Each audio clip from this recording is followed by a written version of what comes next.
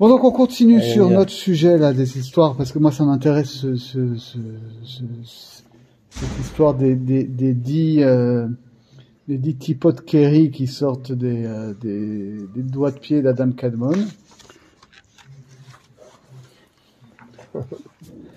C'est au début. Et ça m'intéresse parce qu'effectivement déjà ça permet de fouiller en profondeur cette histoire de qu'est-ce que ça veut dire cette mitat hamelachim, parce que là justement comme on va avoir deux paradigmes de mitot hamelachim, celle des Enaïm et celle des Raglaïm, sachant que celle des Enaïm c'est Malché Igulim et celle des Tziporne Raglaïm c'est celle des Malché Yosher. Yosher. Répète, c'est celle de la mitat hamelachim des Orot HaEnaïm, c'est Malché Igulim, alors que c'est les Tziporne Raglaïm, c'est de Malché Yosher. C'est comme ça que c'est expliqué. C'est Malché Igulim. Ouais, c'est-à-dire que Le Sheba Menachim qu'il y a dans Bereshit, c'est quoi? C'est les Igulim ou c'est les Sharim? Alors justement, normalement, celle qu'on voit dans Vayishlach, c'est celle de Igulim, c'est celle des Enaïm. Non, c'est pas vrai. Écoutez, Igulim, c'est les Igulim. Ouais. Tu es sûr de ça? On va le vérifier, mais normalement, oui, ça va être, parce que la Shvirat Kelim, la Shvirat Kelim, c'est celle c'est Or Yachar. Non, justement, on a dit ici. Les Igulim, c'est tout ce qui entoure le. Oui, non, mais attention, il y a eu les Igulim de Adam Kadmon, dont on a parlé de Sharat Tzimtzum, mais ensuite, on a dit dans chaque dimension, dans chaque Olam, il y a une dimension de Igulim et une dimension de Yosher, que en gros, les Igulim, c'est Nefesh et Yosher, c'est Ruach. Et on a vu ici au début de Sha'ar HaNikudim que autant les Orot de Ozen Chotampe, il y avait que Yosher, et pas Igulim. Autant dans les Orot HaEnaïm, il y a les deux, et c'est d'abord les Igulim qui sortent. Et après? Et qu'ensuite, quand on va parler du Ma Achadash, Shemma, ça va être le Yosher, puisque ça va être le Ruach par rapport au Nefesh. Mais comme les Orot qui descendent Tor Gouf à Adam Kadmon, Derech HaParsa, c'est aussi une dimension de Ma, ça veut dire que les Orot de Tibour et de Pia Yesod, c'est une dimension de Yosher, ce qui est logique. Oui. Et que les 10 typos de Keri de Tziporne Raglaïm, qui vont donner une autre dimension de Shvirat HaKelim, de mitat hamelachim, c'est les Melachim de Yosher. C'est comme ça que le Leshem l'explicite. D'accord. Alors on va y aller. Tu sais ce que je veux faire. Et je pose en préambule quelque chose qui permet de comprendre. Moi, ce qui m'étonne, c'est juste un étonnement. C'est que les Orot des Igulim puissent rencontrer les Yesharim. C'est ça ce qui me pose problème. C'est-à-dire qu'ils puissent se rencontrer. Parce que le Ma est Metaken le Ben. Oui. Alors, s'il est Metaken le Ben, c'est qu'ils doivent être sur le même plan. Oui, ben justement, ça va. Alors, si l'un est Igoul et l'autre est Yosher, il y a un problème.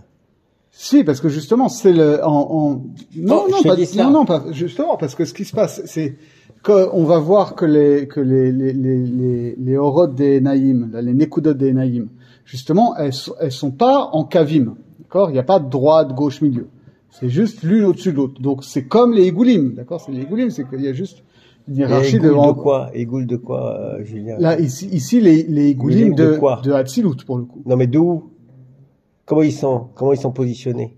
On a vu qu'ils étaient positionnés. Non, mais ça, dans le cave. On a vu le cave et il y a au fait et à mesure que le cave il y a les Nekudot qui sortent des il y avait des Igoulim. Oui. Ça, c'était les Igoulim de Adam Kadmon. Adam Kadmon. Alors maintenant, par rapport à cela, comment tu les positionnes, les Igoulim que tu fais sortir des Enaïm?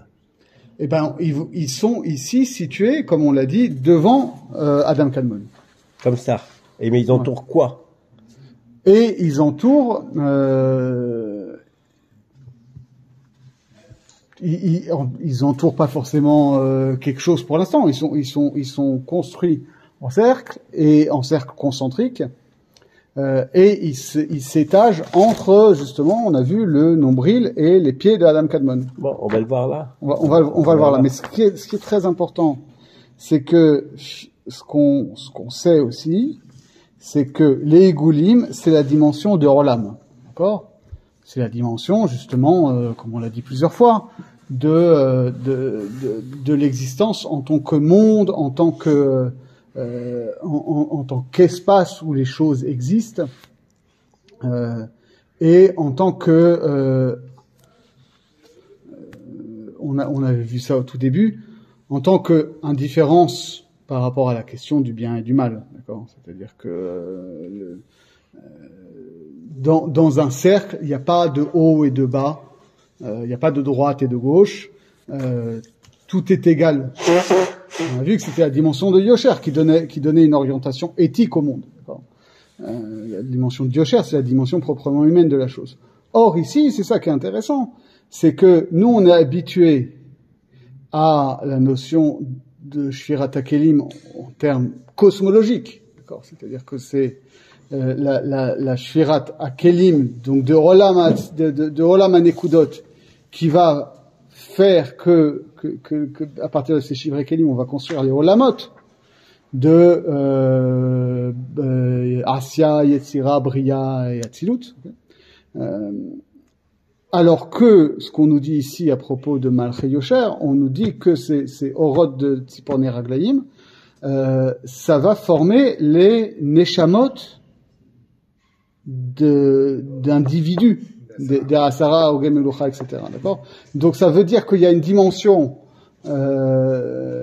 cosmique de Shvirat HaKelim, ça c'est au niveau des Naïr, et il y a une dimension historique, anthropologique de Shvirat HaMelachim, au sens de l'histoire humaine, et pas seulement de l'histoire du monde, et ça c'est Malchei Yosher. Et ça permet justement, c'est là-dessus qu'on va pouvoir construire, ce qu'on verra chez le Gaon de Vilna, ce parallélisme entre l'histoire de la création et l'histoire de Am Israël. Et que donc on pourra, et c'est là-dessus qu'on construit tout ce qu'on, à différents niveaux, qu'on va pouvoir voir, par exemple, dans les premiers psukim de Bereshit, une préfiguration de l'histoire de Am Israël, okay, avec des inyanim de Galout et de Géoula, etc. C'est ça qui va être développé dans les textes qu'on va voir. Et il y a deux textes que je veux qu'on voit ce soir, et on continuera peut-être la prochaine fois. Bon, ce soir, je pense qu'on peut le faire quand même. Il y a, alors, je vous donne mes trucs et astuces quand même, parce que je connais pas tout par cœur. Mais j'ai des bons outils.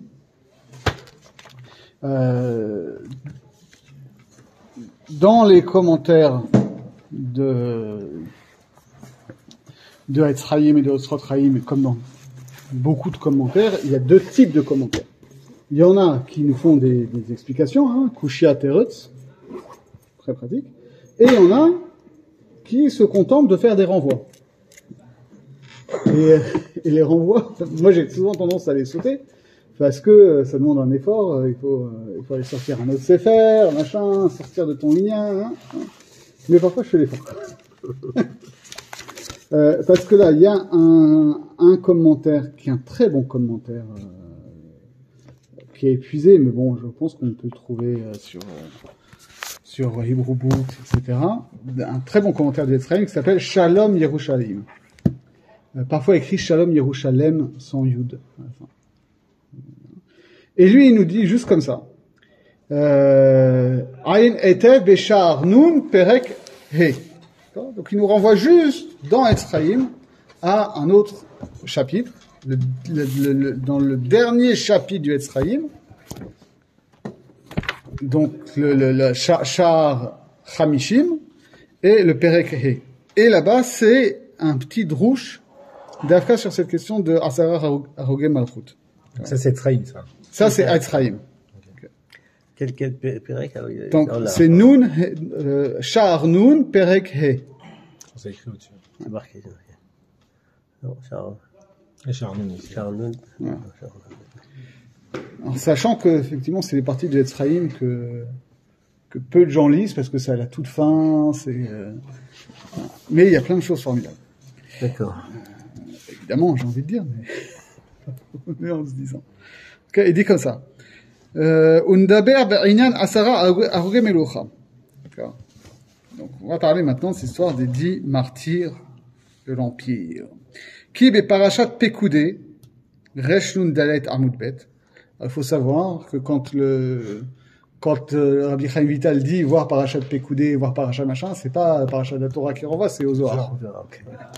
Donc là, c'est dans Zohar Pekoudé, à la fin du volume 2, page 254, Amud Bet. On parle de ça. Okay. Alors avant de lire ce qu'il dit, on va aller voir dans le Zohar ce qu'il dit. Que j'ai fait aussi. Vous avez vu comme je prépare les shiurim. Incroyable. Ah, c'est bien, hein. Incroyable. C'est pour ça que je suis fatigué. Des mécorodes, des machins. J'ai fait ça hier soir, j'étais à la anime complètement. Je m'excuse publiquement auprès de ma femme et des enfants, j'étais imbuvable hier soir. Voilà. Mais j'ai préparé mon shiur. Voilà, que ce soit une capara. Alors, non, ce qui est intéressant, c'est que dans Parashat, ce renvoi à Parashat Pekoudé, c'est un passage particulier dans le Zohar. C'est une partie du Zohar qui se trouve dans Parashat Pekoudé qui s'appelle Echalot HaZohar. Dans le Zohar, il y a donc un traité des Echalot, c'est-à-dire que le Zohar reprend la matière antique de toute cette littérature visionnaire de l'Antiquité, depuis Beit Sheni au moins, où les Chachamim racontent les voyages visionnaires qu'ils ont faits dans les palais célestes et comment ils ont traversé les palais célestes les uns après les autres, et quels sont les anges qui règnent sur chaque palais, et quels sont les mots de passe qu'ils doivent utiliser, parce qu'il faut connaître les noms des anges pour pouvoir passer, etc. Le Zohar, il reprend ça et il l'intègre en développement de manière zoharique. Et donc là, c'est dans le 6e Echal, en partant du bas. Il y a 7 Echalot. Le 6e Echal en partant du bas, c'est-à-dire le 2e en partant du haut, c'est Echal Ahava. Okay. L'amour. Et pour le dire brièvement, le Zohar explique que c'est au niveau de ce Echal-là que montent les Neshamot des Tzadikim, qui méritent de mourir dans un baiser divin. C'est-à-dire que comme Aaron, comme Moshe Rabbeinu, c'est-à-dire il y a toute cette idée qui est fondamentale, qui est que finalement la douleur de la mort vient que l'âme est trop attachée au corps. Plus l'âme a vécu une vie corporelle, plus la mort lui est douloureuse, alors que quelqu'un qui a déjà vécu une vie quasi intégralement spirituelle de son vivant n'éprouve aucune souffrance et aucune angoisse au moment de la mort, parce que il s'est entièrement spiritualisé, et donc il meurt dans un baiser divin parce qu'il manifeste cet amour du divin qui est réciproque. Okay, et donc après, le Zohar développe, insère dans cette explication du Echal Ahava la fameuse Agada de Chagiga des 4 Chachamim qui sont montés dans le Pardes, de Ben Azai, Ben Zoma, Elisha Ben Avouya Acher et Rabbi Akiva, et que le premier en est mort, le deuxième est devenu fou, le troisième est devenu hérétique, et il y a que Rabbi Akiva qui est Nichnas Beshalom, il est rentré en paix, il est sorti en paix. Et donc on explique que voilà, Rabbi Akiva c'est le modèle justement de celui qui a su de son vivant traverser tous ces palais. Rabbi Akiva, c'est aussi une figure majeure de la littérature des Chalot, avec Rabbi Ishmael d'ailleurs. Et donc c'est quelqu'un qui aurait dû mourir Beneshikin, comme on dit.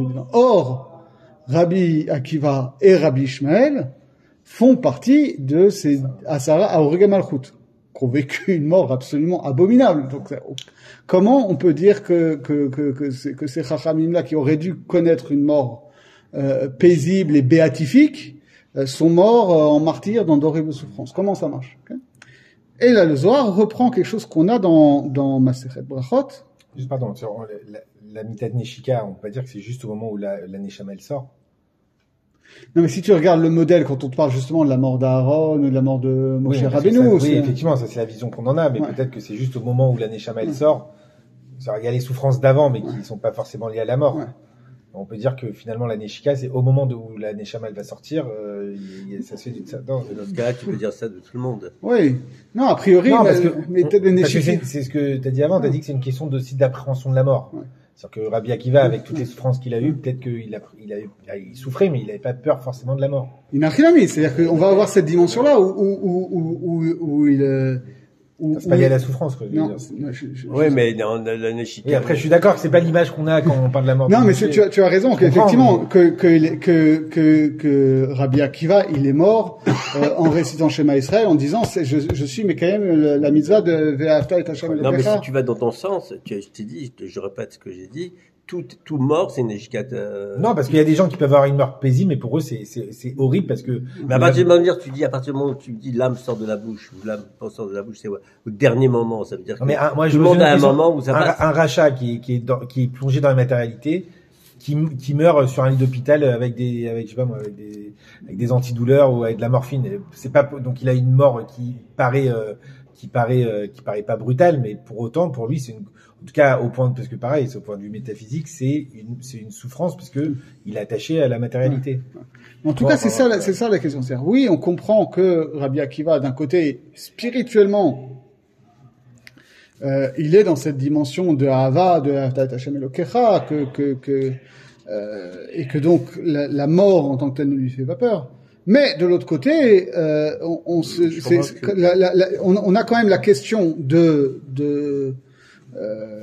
qui est posée dans Brachot, Amru Malacha Sharet, les Fnei HaKadosh Baruch Hu, Zo Torah ve Zo Schara. C'est ça la Torah, et c'est ça la récompense de la Torah, c'est-à-dire les gens qui ont été le plus proches de toi, tu leur laisses subir une mort aussi ignominieuse, ok? Et là-bas, dans Masechet Brachot, Daf Samer Aleph Amud Bet, on cite ce pasouk-là, de Teilim, Yudzaïm, qui dit comme ça. Donc c'est, je lis le Zohar, hein. David Sheil Shealta, Velo Itparesh, d'accord? David, dans les Teilim, il pose une question, ici, au début de Parashat Pekoudé. Okay. David Sheil Shealta, Velo Itparesh. David a posé une question à laquelle une réponse n'a pas encore été donnée. Dirtiv, Mimetim Yadecha Hashem, Mimetim Meheled Halkam,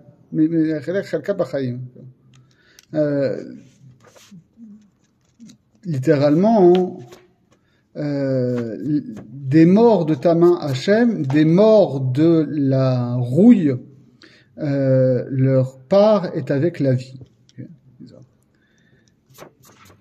Almada, de quoi on parle ici? Ilen dit katelu bekitule alma tzadikaya Tzadikaya, Zakain de lo havu chova, begin de yit anshun. D'accord. On parle de ces gens qui ont été tués par le monde, c'est-à-dire ici par la malchoute, okay, par l'empire, des tzadikim justes qui n'ont pas commis de faute qui méritent une telle punition. Tahazé mimetim yadecha, mimetim echeled halkam b'chaim. C'est là que le passouk vient nous dire, des morts de ta main Hachem, des morts de la rouille. Et pourtant, leur part est dans la vie. Il y a deux aspects. Il y a la mort par la main d'Hachem et la mort par la rouille.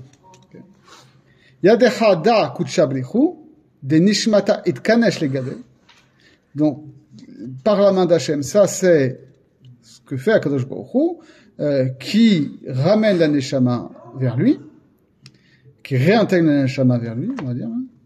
Mimetim Heled, les morts de la rouille, da sitra achara, de gufa ehu shalta alouy, dirtiv lo habit adam od im yoshve hadel, pardon.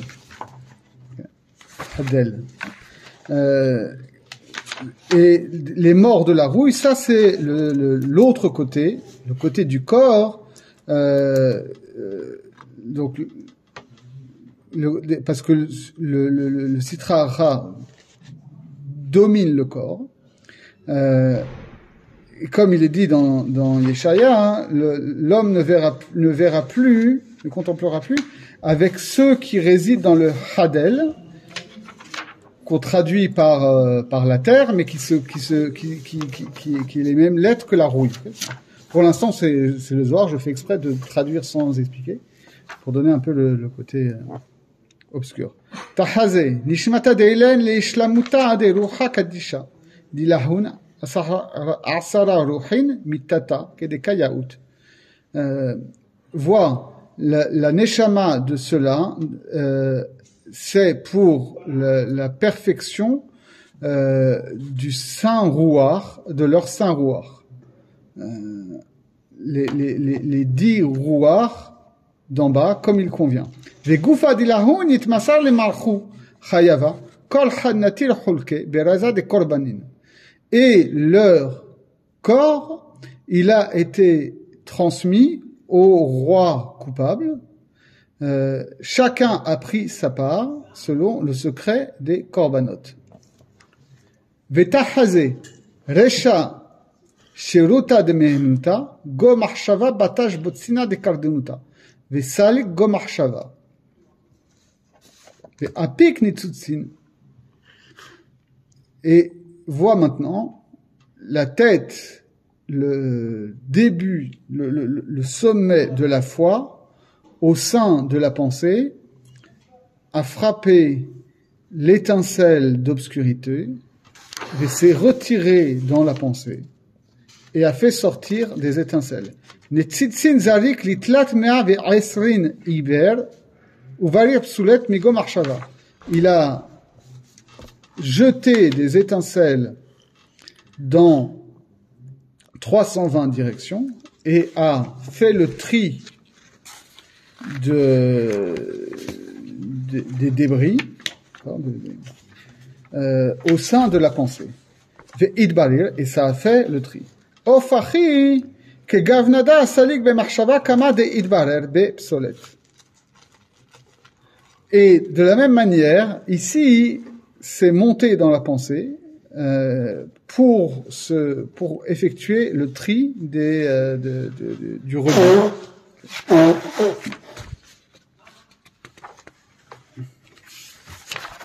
Hop, hop, hop, et ensuite ça continue où?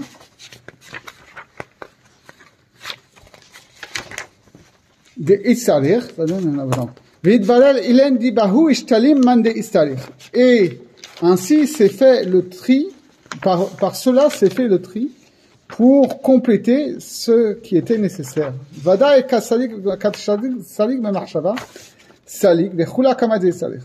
C'est sûr que quand c'est monté dans la pensée, c'est monté et tout entièrement selon ce qui était nécessaire. Ils se sont réjouis d'un côté et ils se sont attristés d'un autre.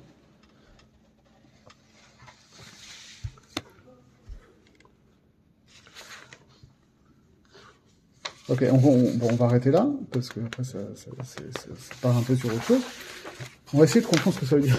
Parce que, effectivement, c'est particulièrement, mais c'est important de savoir que tout ce que nous, on a l'air on fait comme ça chez le Harizal, etc., qui a l'air compliqué, mais qui est quand même assez messoudar, si nous, on avait à le faire directement depuis le Zohar, on comprendrait pas grand chose. Mais en gros, si on veut résumer rapidement ce qui est dit ici, c'est que ce que le Zohar explique, c'est qu'il y avait comment comprendre cette histoire d'Asara ou Gemalchut, c'est qu'effectivement c'est pas leur neshama qui a souffert dans cette histoire-là, c'est leur corps qui a souffert, et que justement ce qui est appelé ici Razet des Korbanim, c'est que c'est quoi le Korban? C'est un acte de mise à mort qui permet de faire remonter la partie spirituelle C'est un acte cultuel qui fait que, contrairement à une mise à mort profane, c'est pas un acte purement matériel qui vise des besoins purement mondains, mais c'est une part qui vise à séparer la partie matérielle de la partie spirituelle pour relever la partie spirituelle qui jusqu'ici était attachée à la matière, pour la faire remonter vers Dieu. Et que, par contre, effectivement, la partie matérielle, elle, parce que elle est soumise à la corruption, c'est ça, cette rouille qui revient à chaque fois dans ces termes-là. La rouille, il le dit bien, le Gaon de Vilna dans son commentaire. La rouille, c'est ce symbole, effectivement, du fait que toutes les choses matérielles sont soumises à la corruption, voilà. Bon, la symbolique de la rouille, quoi. Aussi, c'est un corban dans le sens où il ne méritait pas ce qui leur arrivait, c'était une expiation. Et donc, en fait, ici, on nous dit c'est un corban au sens où ça touche pas leur neshama, le sacrifice qu'ils ont fait, c'est ça qui leur a permis justement d'effectuer une action dans l'en-haut, dans les palais divins. C'est un tikkun.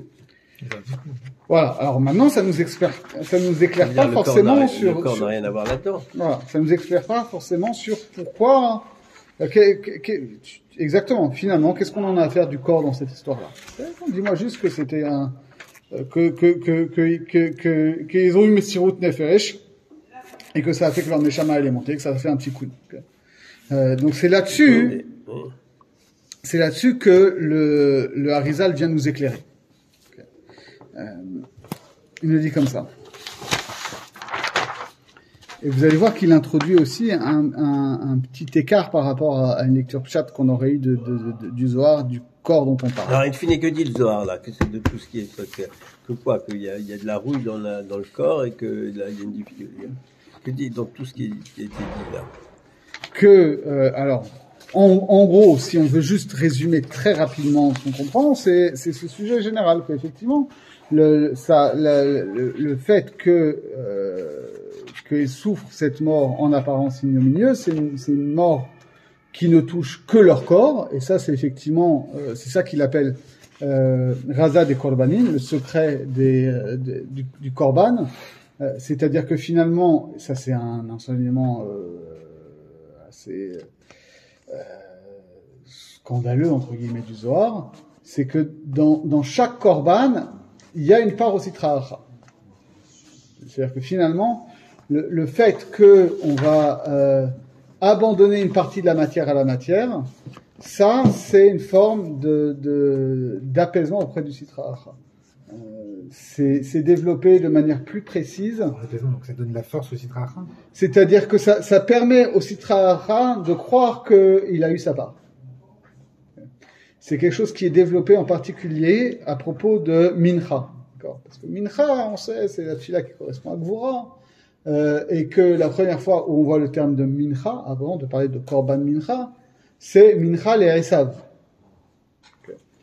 Le Harizal, il développe ça, qu'effectivement, il y a toujours c'est dur à entendre, dans tout Korban, et pas seulement ça, mais dans tout acte cultuel, par exemple dans Ma'amim Acharonim, etc., il y a, pas forcément tout acte cultuel, mais dans certaines choses qui sont liées en particulier à la matière, on laisse en quelque sorte un os à ronger au Sitra Achra, pour qu'on lui dise, ok, t'as eu ta part.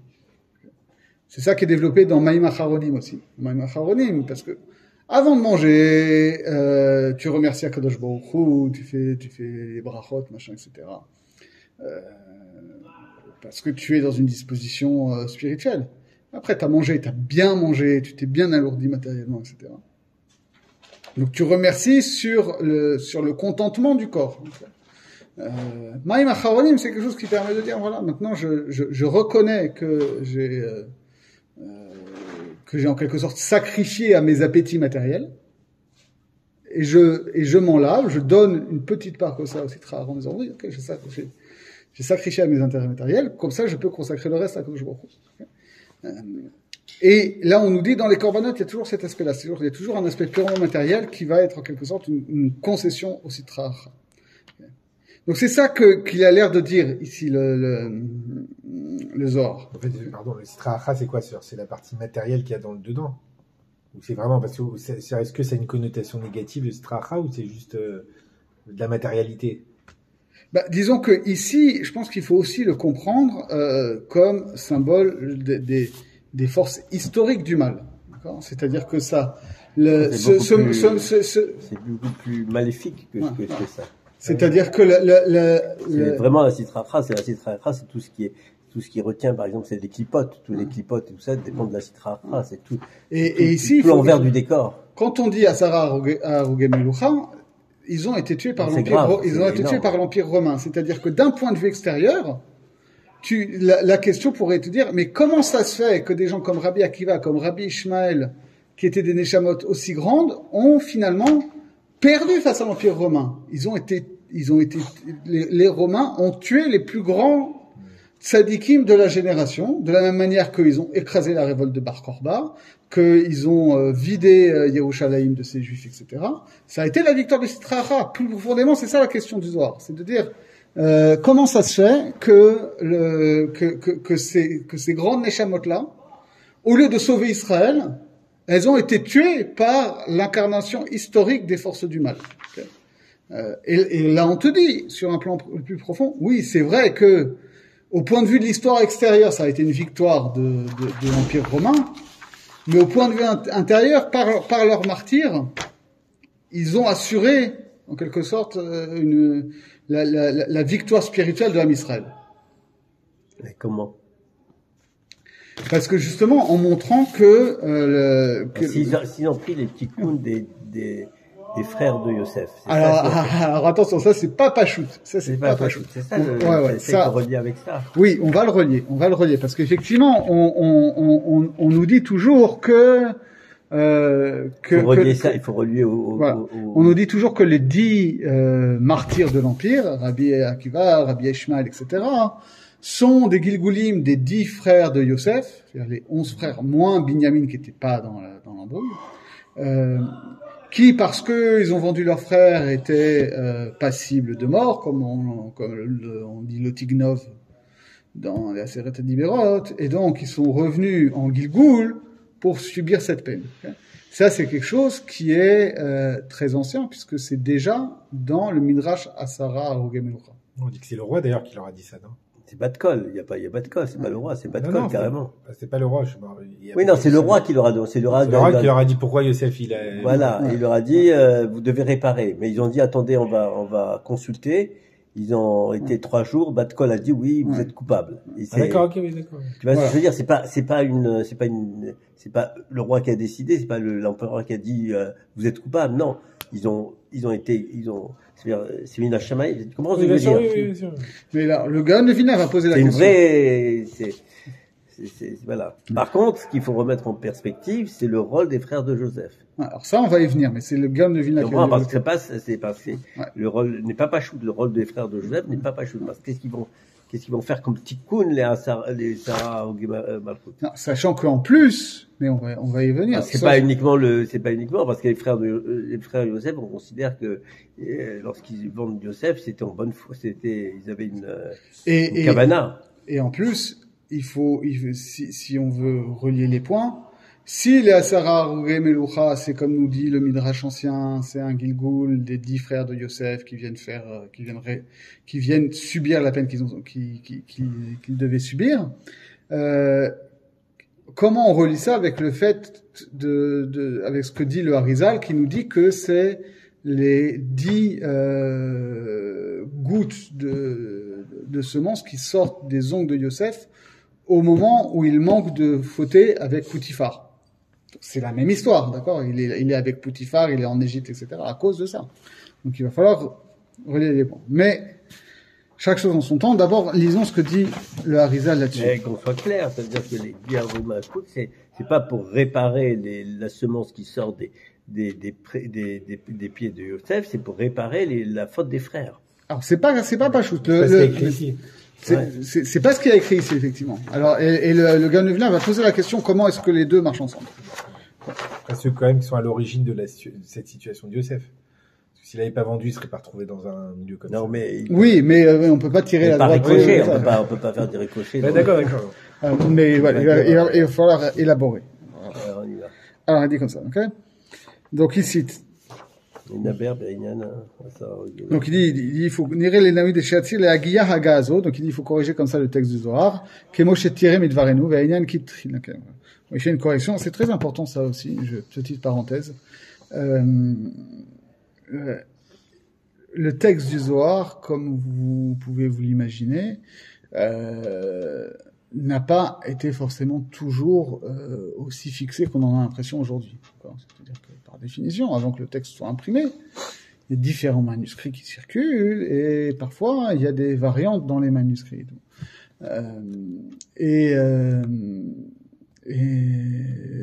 Mon grand ami Michael Seban, qui a beaucoup travaillé sur ces questions-là, et qui a notamment fait une édition facsimilée de la première impression du Zohar,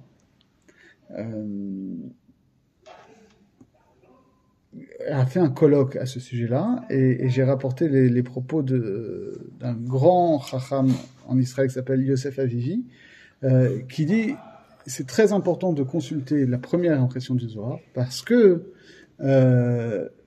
très souvent le Harizal dit voilà quelle est la bonne Gersa dans le Zohar. Okay.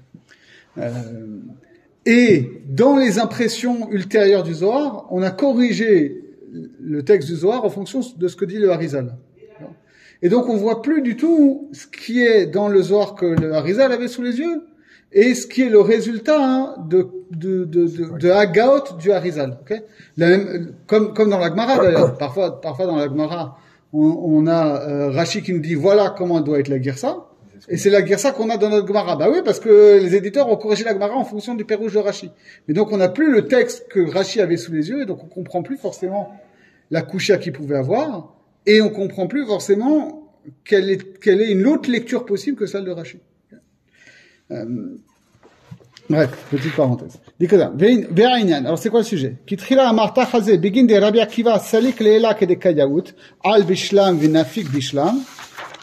Le sujet, c'est parce qu'au début, au début de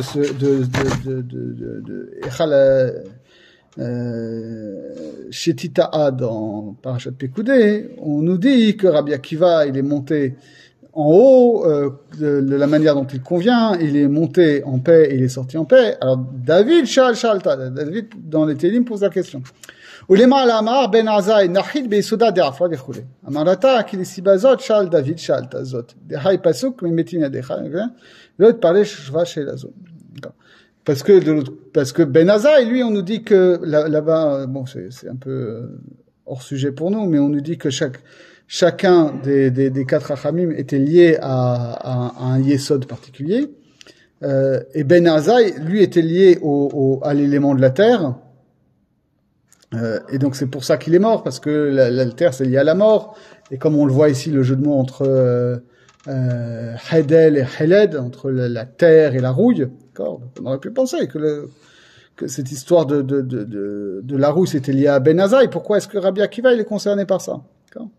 Et donc, Velo it paresh teshuvat she'elazo. On nous a pas expliqué la réponse à cette question. Ve'ashe'elahi, voilà la question. Hizo.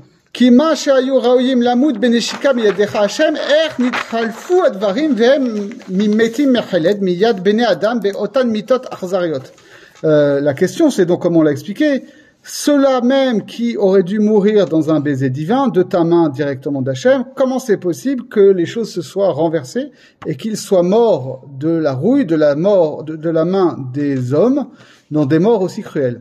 Veim tomar, chelkam bechaim. Et si tu me réponds, oui, mais c'est pas grave, chelkam bechaim, comme le dit le pasuk, leur part est dans la vie. Rabbi Akiva chelko hu bechaim ha'alyonim, shenichnas beshalom vechulei. לא כבן עזאי ובן זומא, דחלקם נאחז במוות, כי זה הציץ ומת, וזה הציץ ונפגע. וגם אחר שנדבק בקליפת, Et si tu me dis, oui, mais non, c'est pas grave, parce que Rabbi Akiva, lui, de toute façon, il a part à la vie éternelle. Contrairement aux trois autres, il y en a un qui est mort, qui sont du côté de la mort, il y en a un qui est mort, il y en a un qui est devenu fou, et même l'autre, il est devenu hérétique, donc il est tombé dans le domaine des clipotes. Ah, Rabbi Akiva, Shechelko Bechaim, Kenis Kardiel, Hu Vechaverav, et non d'Edkatelu Beketelu Alma, Bimetim Mechaled. Je te repose la question, justement, si eux, ils sont du côté de la vie et pas de la mort, pourquoi est-ce qu'ils méritent une mort, matériellement aussi ignominieuse? Kevan de Havut Sadikin Zakain de lo Havu, Hova, Raoui Lahem, Begin de Hitanishu. Donc ça, c'est la question. Ok, on a compris. Et la réponse, elle est dans la question. La réponse, elle est dans le pasuk. Veze she amar hakatuv mimeti meyadecha Hashem vechule. Et dans ce qu'on le Zohar a développé, il y a deux aspects effectivement. Il y a deux aspects dans leur mort à eux aussi. Inyan keniskar le'el ki guf apnimi shel ha'adam imut sadik ve'naase b'kedusha zoche le'ahi haluka de rabanan dile dehu tov ve'lo ra ki madrigat chashmal besod vayavo Moshe betoch ha'anan. Il dit, voilà, il faut comprendre quelque chose qu'on a vu plus haut, c'est-à-dire que ici, quand on parle du corps, on parle pas du corps, et c'est là le chidouche du Harizal, on parle pas du corps matériel, on parle pas du corps physique, on parle du corps intérieur, de ce qu'on pourrait appeler le corps subtil, d'accord? C'est-à-dire que si quelqu'un est tzaddik, et qu'il a été conçu dans la Kedusha, alors il mérite un corps subtil qu'on appelle Haluka des Rabbanan, la tunique des Rabbanim, okay, qui est entièrement bonne et pas mauvaise. Okay. C'est la dimension qu'on appelle Chashmal, je ne développe pas ça. Besod, et ça correspond à ce que nous dit le Pasuk quand on nous dit Moshe est rentré dans la nuée, et il s'est séparé de son corps précédent. Kedirtiv, comme on nous le dit, Sal ne'alecha me'alaglecha, enlève ta sandale de ton pied. Chez Gouf miklipat noga etz adarat tovera keniskar betikon, et qui est différent du corps subtil qui est du côté de klipa noga, qui est lié au etz adarat. Alors là aussi, ça demande de l'élaboration. On va essayer d'expliquer rapidement. Répète ce que tu viens de dire, là, et qui est aussi du corps de etz adarat.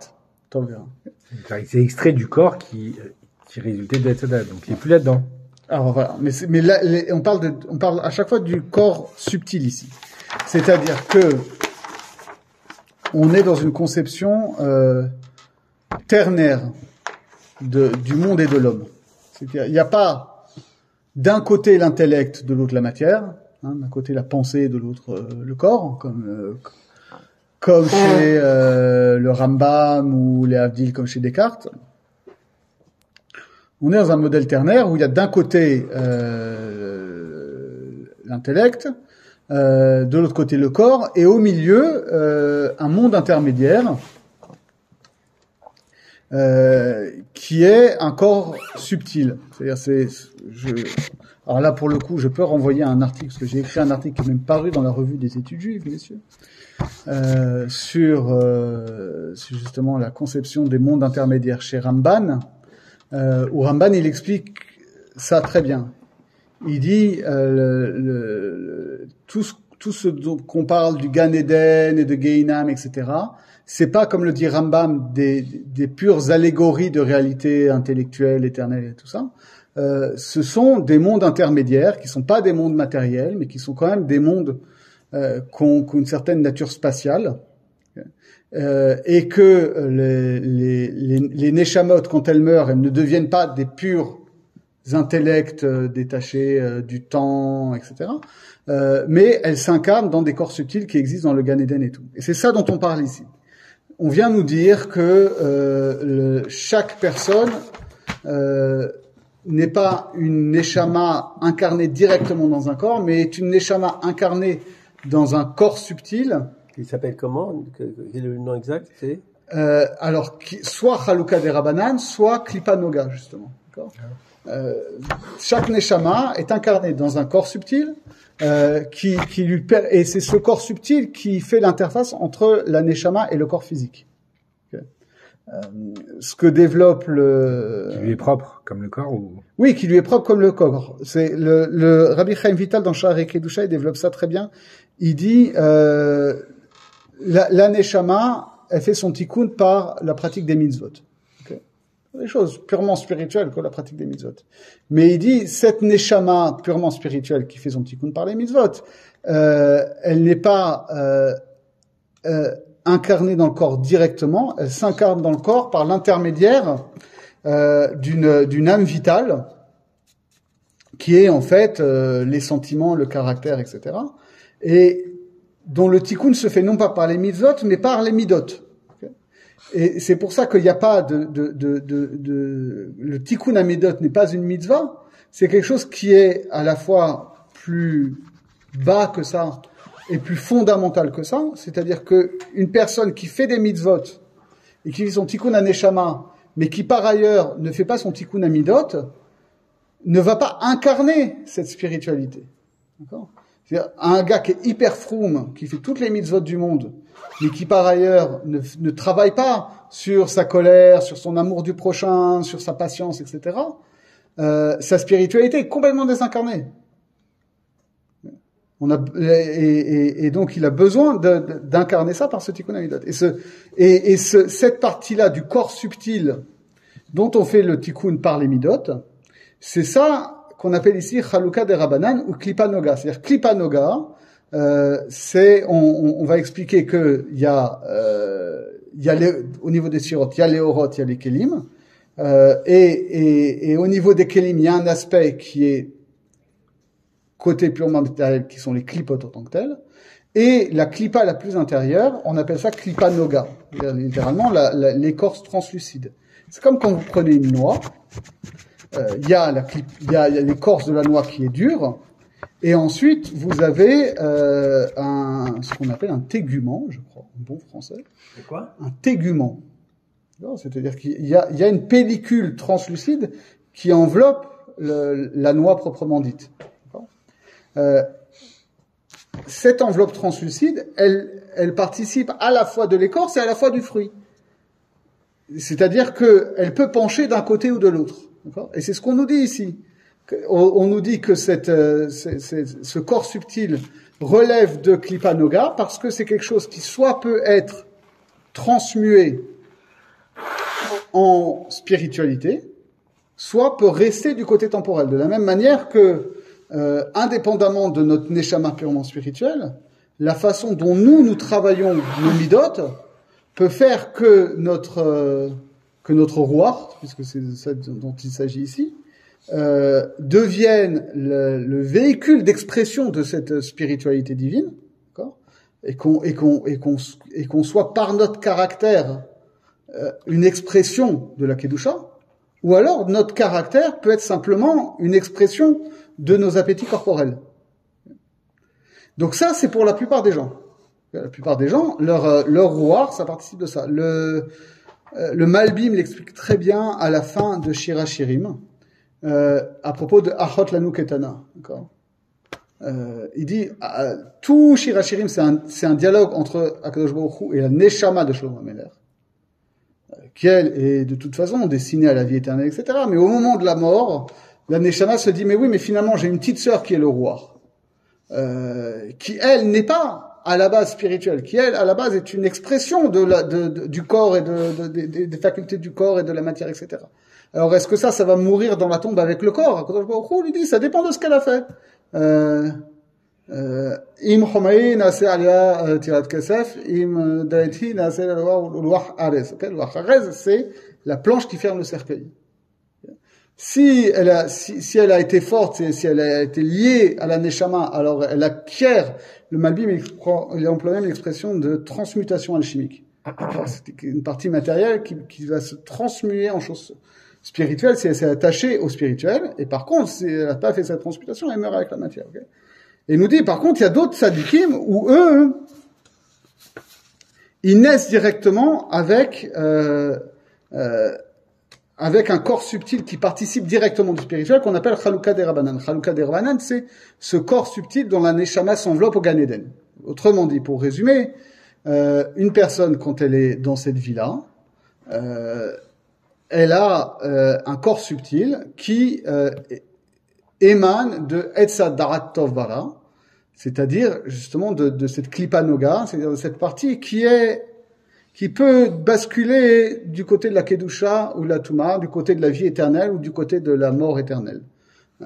Et que soit la personne ne fait pas ce travail de transmutation spirituelle de ce corps subtil, et donc ce corps subtil meurt avec le corps physique, soit il effectue ce travail-là, et donc ce corps subtil lui servira de corps dans les mondes intermédiaires du Gan Eden après sa mort. Okay.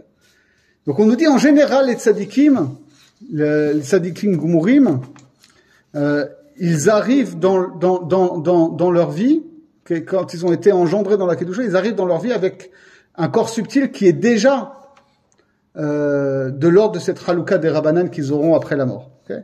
Mais c'était pas le cas. Difficile de dire que Klipa Noga disparaît s'il y a un problème. C'est-à-dire que si la personne fait pas le tikkun de la Klipa Noga elle devient Klipa tout court.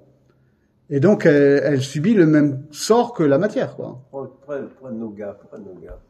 Noga, ça veut dire littéralement diaphane. D'accord? C'est que c'est pas transparent et c'est pas opaque. D'où vient pourquoi on l'appelle comme ça? Parce que justement c'est cette partie de la Klipa. Klipa, quel Klipa? Le corps. Que ce soit au niveau de la Chitsoniut Akeli, au niveau de ces choses-là. Mais quelle Klipa? D'où elle vient, la Klipa? C'est Klipa Mesitra, c'est Klipa de quoi? Quel Klipa? C'est une partie qui vient d'où? C'est une partie, ici, on va appeler Klipa les Kelim, en fait, les Kelim qui n'ont pas fait leur tikkun. Voilà, c'est ça, c'est des Kelim. C'est pour ça que je parle Klipa Noga, c'est d'où elle vient. Ouais. Elle fait partie de quel monde? Elle fait partie, a priori, du Kéli, mais c'est cette partie du Kéli où s'accroche la lumière et qui donc dont on peut faire le tikkun ou pas. C'est la partie du Kéli qui s'attache au Nitsos lorsqu'il rejoint le corps. Ouais, a priori, oui. Alors elle est Noga, ça veut dire elle est intermédiaire entre la Klipa, la mâche, et le Orot. Elle peut être transmuée en lumière. C'est pour ça que si elle ne fait pas le tikkun, elle redevient. Exactement. Elle devient Klipa. Voilà. Et donc c'était ça la question. C'était ça la question du destin ici. Donc elle vient pas des mondes supérieurs. Elle vient de. Tout vient des mondes supérieurs. Non, elle vient pas de. Je m'entends. Elle vient pas de. Non. Comme le dit très bien le Malbim, la Neshama en tant que telle, il appelle ça Sechel Netzal, c'est-à-dire un intellect émané, c'est quelque chose qui vient de l'en haut, c'est le corps. Alors que le Ruach, qui est ici le corps subtil ici, il dit c'est Sechel Nikne, c'est un intellect acquis, c'est-à-dire il dit à la base c'est une faculté de la matière. Une faculté de la matière qui peut acquérir la vie éternelle si le tikkun est fait. Mais c'est pas gagné d'avance. Okay. Ce corps, je l'appelle corps subtil, c'est lui qui renferme la neshama, c'est ça que tu dis? Voilà, c'est ça qui fait l'interface entre la neshama et le corps physique. Et alors, si ce corps subtil, il bascule du mauvais côté et qu'il meurt avec le corps, si j'ai bien compris, qu'est-ce qu'elle devient la neshama? La neshama, elle devient désincarnée. Alors après, c'est pas forcément total, tu vois. C'est-à-dire que la neshama est inatteignable. Voilà. Mais c'est-à-dire que ce serait trop loin à développer, mais c'est bien expliqué à la fin de Shir Hashirim dans le Malbim. C'est toute la question de la survie individuelle de l'âme. C'est-à-dire si on est dans un modèle chez Rambam, en réalité, il n'y a pas vraiment de survie individuelle de l'âme. Et Rambam, il est dans un modèle de type néo-aristotélicien, on va dire. Et là, Jacques, je te suis pas trop parce que tu parles de Neshama. Ouais. Mais on sait que la majorité des gens n'ont pas de neshama. Ils sont au niveau du nefesh. Donc je vois pas ce que tu... Alors c'est un autre sujet. Si tu veux bien, on le développera une autre fois. Parce que c'est vrai qu'on lit ça dans le Zohar, mais c'est pas si pachout que ça. Non, parce que tu comprends ce que je veux dire. Parce que la neshama, elle est intangible. Et c'est le nefesh qui se mégalguel. C'est le nefesh qui doit recevoir le tikkun. Donc c'est compliqué ça. Ça veut dire... Ça dépend, non, en fait, à chaque niveau, il y a un tikkun à faire. Mais je reconnais que c'est une psychologie qui est complexe. Mais je reviens sur ce que je disais à propos du Rambam. Oui. Chez le Rambam, en gros, comment ça fonctionne l'immortalité de l'âme? C'est que c'est dans un modèle aristotélicien classique. C'est-à-dire que à la base, l'intellect est une faculté du corps, mais c'est juste une capacité, et l'intellect va actualiser ses potentialités en découvrant des vérités éternelles. Et donc, après la mort, l'intellect ne survit qu'en tant qu'actualisation de ces vérités éternelles. Donc l'intellect s'identifie que par ces vérités. Voilà. Et donc finalement, c'est ce qu'il dit qu'il y a que dans l'activité il y a une identité entre l'intellect qui agit, l'action de l'intellect lui-même et les idées qui sont l'objet de l'intellection de l'intellect.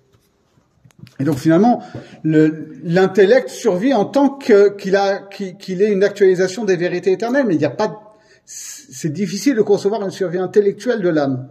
Voilà. Alors que justement, cette notion du corps subtil permet de dire que oui, il y a la neshama, elle est de toute façon éternelle parce que elle est expression de ces vérités éternelles, mais ces vérités éternelles, elles sont incarnées dans des individus. Qu'est-ce qui lui a été éternel? C'est quoi la vérité? C'est quoi? Qu'est-ce qu'il entend? Qu'est-ce qu'il entend? Qu'est-ce qu'on entend par vérité éternelle? Ça veut dire quoi, vérité? La vérité, c'est un mot. Pour nous, c'est un mot, vérité éternelle. Non, ça va être les hasagot qu'on va avoir. Les hasagot au sens qu'on va avoir compris l'idée de Dieu, l'idée du monde, l'idée de l'homme, etc. Oui, mais c'est des mots. C'est-à-dire, c'est des idées. C'est pas du mamachout. Alors là, c'est pas des mamachout. C'est pas. S'il y a une mamachout là-dedans, c'est des orotes, non, les Ramatil. Tandis que là, je vois pas pourquoi tu fais, enfin, je connais pas du tout le truc, mais. Non, parce que effectivement, dans ce modèle-là, les idées, c'est pas juste des mots, tu vois, c'est des réalités. C'est des réalités. C'est-à-dire que par exemple, l'homme individuel n'est que l'expression contingente matérielle de l'idée générale de l'homme, tu vois. Ou d'un idéal, si tu préfères. Et qui a été pensé par qui? Qui est pensé par Dieu. Donc Aristote est croyant. Il a une certaine notion du divin, oui, bien sûr. Aristote, lui, ce qu'il va refuser, c'est la notion d'un Dieu qui crée le monde dans le temps. Enfin, qu'il y a un commencement temporel du monde. Mais à part ça, oui. Et ça commence pour lui quand? Ça veut dire c'est quand? Il y a pas de... Pour Aristote, il y a le monde est éternellement créé par Dieu. Mais à part ça, oui, chez Aristote, il y a la notion d'un Dieu qui est l'origine du monde, qui est le moteur premier, etc. Ça, il n'y a pas de problème. En tout cas, nous, ce qui nous intéresse ici, c'est que cette notion de corps subtil, elle permet de préserver cette idée d'une survie individuelle de l'âme. Okay. Parce que c'est justement, de la même manière que finalement, nous, on est individués parce qu'on est des corps séparés. Alors, refais le raisonnement, s'il te plaît. C'est-à-dire comment il permet de sauver l'âme. De la même manière que nous, on est des individus parce qu'on est des corps qui sont séparés. Donc, on a dit que le Klipa Noga, elle vient avec l'âme. Non, elle vient du corps. vient du corps. Elle vient du corps. Elle est attachée au corps, mais elle protège l'âme. Et elle permet à l'âme de s'incarner dans le corps. D'accord. Et donc, ça, c'est pour les tzadikim ou c'est pour tout le monde? Pour tout le monde. Wow. Tout le monde. Pas au Hachem. Et donc, la survie individuelle de l'homme, elle va dépendre de ça. Qu'est-ce qui est touché par le chesed, par les midot et par les mitzvot? Qu'est-ce qui est touché? C'est-à-dire qui est touché? C'est la klipat noga ou c'est autre chose? Quand je dis les midot, c'est les midot au sens moral. Oui, les midot, que construisent les midot? Qu'est-ce que tu appelles les midot? Moi, j'entends les midot au sens moral. Oui, chesed, midot, ça veut dire ne pas être en colère. Ça va être au niveau de klipat noga. Elle alimente Klipat Noga. Elle va alimenter les midot, alimente Klipat Noga. Elles vont faire le tikkun à midot fait que Klipat Noga va sortir de son origine matérielle pour être le support du spirituel. D'accord. Et les mitzvot, ils interviennent à quel niveau? Et les mitzvot, elles interviennent au niveau de la neshama. Si on est en vert sur une mitzvah, on fait un gam sur la neshama. Ouais. Et c'est pour ça que tu peux avoir des gens qui sont des gens très bien et qui font pas de mitzvot. Et des gens qui sont pas des gens bien et qui font des mitzvot. C'est deux niveaux différents, mais il faut les deux. Sinon, d'un côté, tu as des gens qui sont des gens très bien, mais qui ont aucun rapport à la transcendance. Et tout leur bon caractère va mourir avec eux dans la tombe. Et de l'autre côté, tu as des gens qui ont fait plein de mitzvot, mais en fait, ces mitzvot-là, elles ont jamais été incarnées. Et donc, finalement, eux vont aussi, ils vont pas avoir de survie individuelle après la mort, quoi. C'est terrible. Okay. Donc, c'est ça le sujet. C'est ça le sujet ici. Et on nous dit comme ça, Moshe Rabbeinu, quand il est rentré dans la nuit au moment de Matan Torah, il s'est dépouillé de son corps matériel et il s'est revêtu de ce corps subtil. Okay, et c'est comme on nous dit déjà au moment du buisson ardent, quand on nous dit enlève ta sandale, quand on lui dit enlève ta sandale car tu te tiens sur un lieu saint. Enlève ta sandale, c'est une métaphore pour dire dépouille-toi de ton corps matériel. Ça veut dire quoi concrètement? Qu'il est parent, il a son âme qui est sortie. Ça veut dire que ça permet de comprendre que à la fois Moshe Rabbeinu, son élévation vers le divin n'est pas juste une élévation intellectuelle. C'est pas juste que lui, il est sur terre physiquement et mentalement, et que toute sa montée spirituelle, c'est juste quelque chose qui est une allégorie. Mais en même temps, quand on nous dit que Moshe Rabbeinu monte au ciel, il monte pas avec son corps physique au ciel.